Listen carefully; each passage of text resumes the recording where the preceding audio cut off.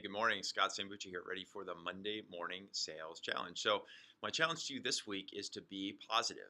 Now, that sounds a little bit like Pollyanna, right? Just go ahead and be positive. So, I've got a strategy for you here that I want you to take in order to help you feel more positive. And the reason I want you to feel positive is because as entrepreneurs, as salespeople, we can be really good at beating ourselves up. It can be easy to fall into that trap of remembering the losses, or remembering the hard decisions, or remembering or feeling like things aren't going as well as we thought they would go. When in fact, over the last couple weeks, couple months, last couple years, we've made a lot of progress. And so the strategy that I want to do here with you today as a means to help you be positive is really simple. So I did this morning for myself. And what I did is I took a little sheet of paper and I just divided it into 3 columns. And so the first column is writing down 3 things that I now know that I didn't know on December the 1st. So 3 months ago, a little more than 3 months ago, what are things that I didn't know that I know now, right? So writing that down. The second column are 3 decisions that I've made that I feel good about. So I'm just kind of reading from my paper here. How are those decisions that I made over the last couple of months, how are they the right decision, right? And now the third column are 3 activities or decisions that I avoided that have proven to be right. And so just to give you a couple of examples from my own work with my own company here. So one thing that I now know that I didn't know 3 months ago is my core customer profile. So as I'm working with entrepreneurs, as I'm working with startup teams, turns out they're not all the same. And of course, just like any customer segment, not every customer is exactly the same. And so going into the new part of the year, into 2016, one of the things I wanted to do is do a much better job of identifying the right startups, the exact right profile. What is the target customer? What is the persona?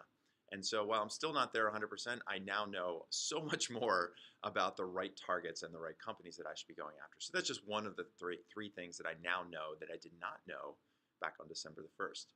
So the decision that I made that I feel good about is right now I'm transitioning a lot of my work around the business, the operations of my business, to a virtual assistant and an admin group. And so what that's forced me to do is build out a bunch of policies and procedures. And so that what that does is systemize the business, and it also takes a lot of the work that, while I enjoy it, it's not the optimal use of my time. And so that is a decision that I feel really good about in making that change. And then the example of an activity or decision that I've done that it's now proven to be a good decision is looking at my marketing spend. So there's a couple of opportunities early in the year that I had to go to conferences, exhibit at conferences, even be a participant. And I chose not to go to those conferences because I felt like they were distracting me from some of the core opportunities that I had to focus on in the near term. And it turns out I don't miss missing those conferences. I don't miss the opportunities that were ahead of me because I've got other things that have germinated and have been created because of my focus on the things that were in front of me. So those are just a couple examples from personal experience, just to kind of open up a little bit and tell you more about what I do.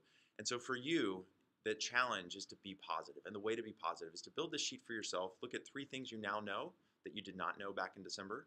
Three decisions that you made that you feel good about, that you know are now the right decision.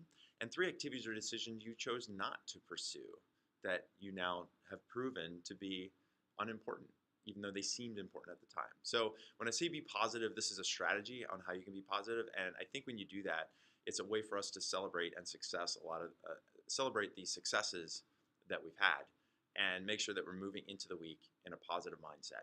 Okay? So that's my Monday morning sales challenge. Be positive, follow this strategy, do it with a really simple sheet of paper. It doesn't take too long. And believe me, trust me, you're going to feel really good afterwards. So thanks for watching. Scott Sambucci signing off, and I will talk to you next week.